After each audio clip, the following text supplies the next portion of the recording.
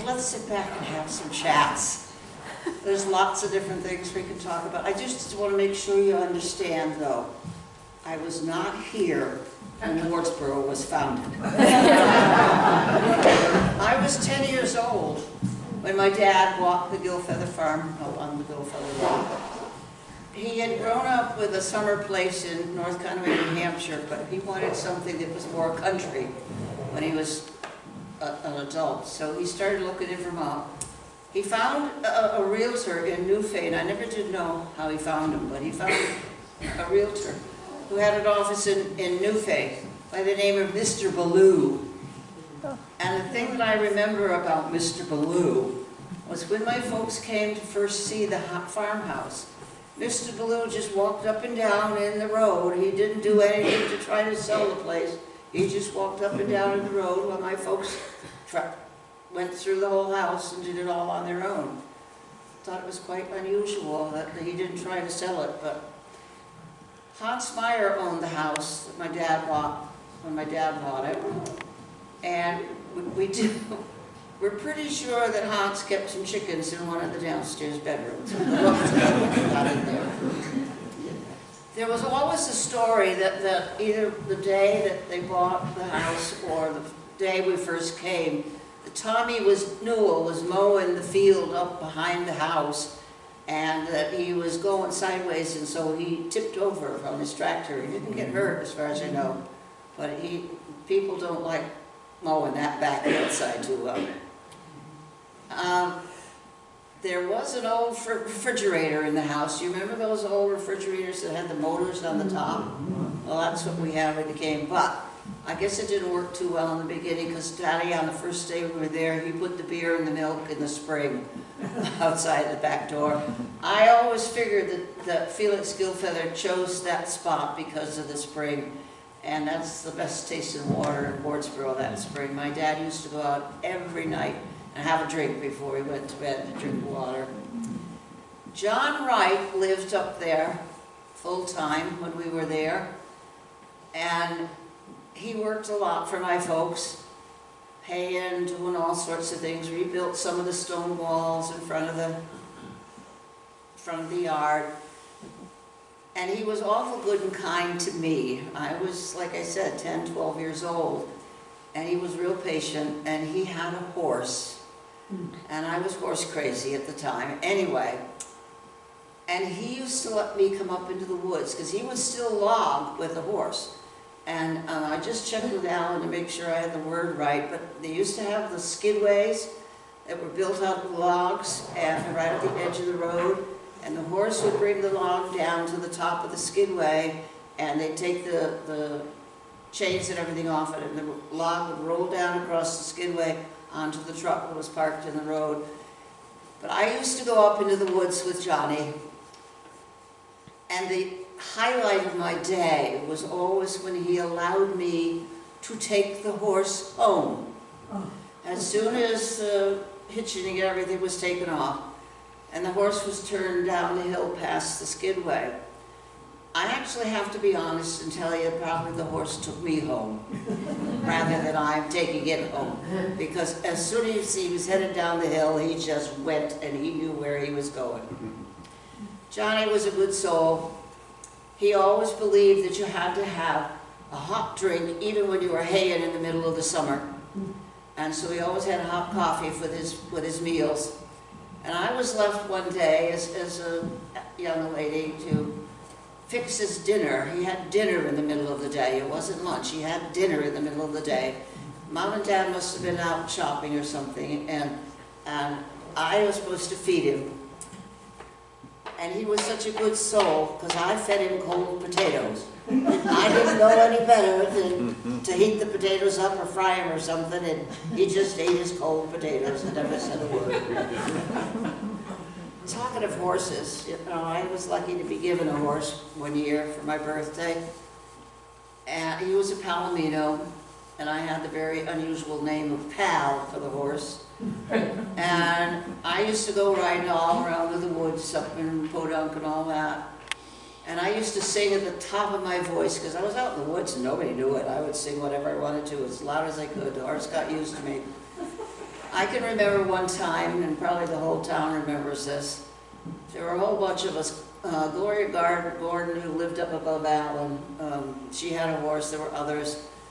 I think Bobby Arms was riding his bike around town, but we were all coming down from South Hill. And my horse didn't like being behind anything. He didn't like being last. So he got the bit between his teeth, and I was too vain to hang on. So I lost my feet out of the stirrups, and I wasn't holding on to anything but the reins, but I couldn't get it controlled. So right in front of the general store, I went flop, right on the pavement, just right out flat. I think the Dunns owned the store in those days. And there must have been, I don't know how many people called my mother, because by the time I got home, she was worried about whether I had a concussion or not, because everybody said I hit the ground. But I guess I still had a hard head even then, those days.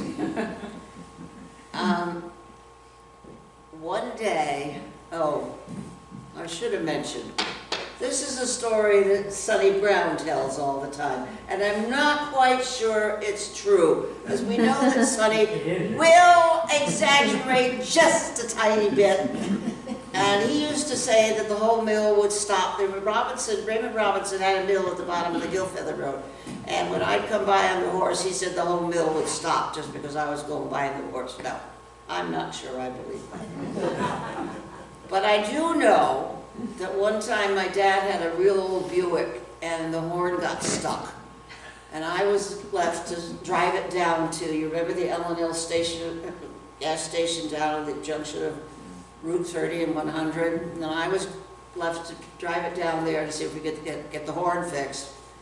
Well, it was by the time I hit the bottom of the hill in front of the mill, the horn was blaring so badly I had to stop. And I swear to God, all the guys came out of the mill to see what they could do to fix that horn. It was very embarrassing for me, but I survived.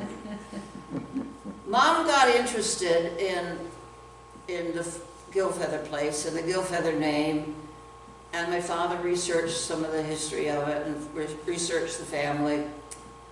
But Mom got the first turnip seed from Wales Reed. Wales Reed lived up in West Wardsboro, and he swore that they all came originally from John Gilfeather, the seed. So my mother was sure she had the authentic seed. And she started raising them. And my husband, current husband now, Bob, he used to be Wales's doctor. And he lived across from Pat Lashoff. And Wales was diabetic.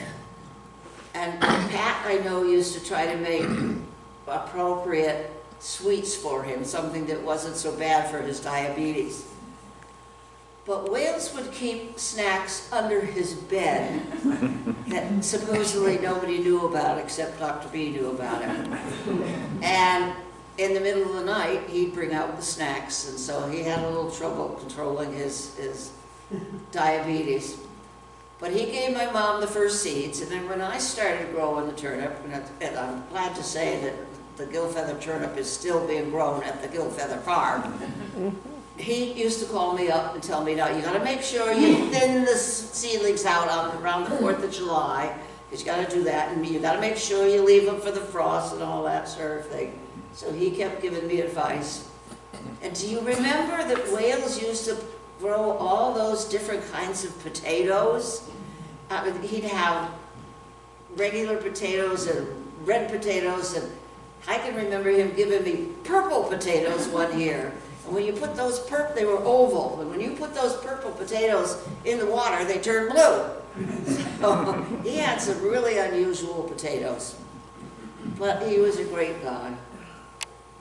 There was a relative of my first marriage family, by the name of Pike, Ralph and Rose Pike.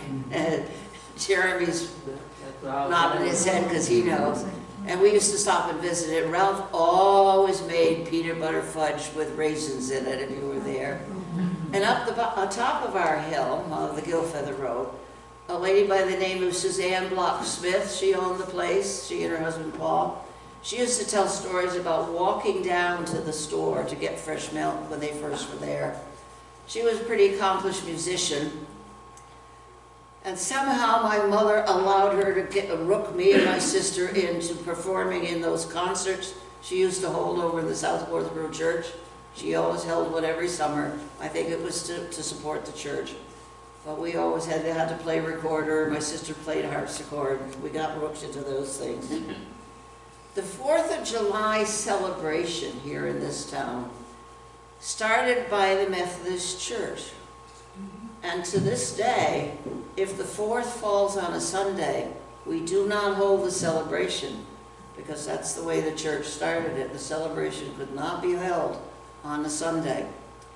In those days, all of the townspeople did the booths.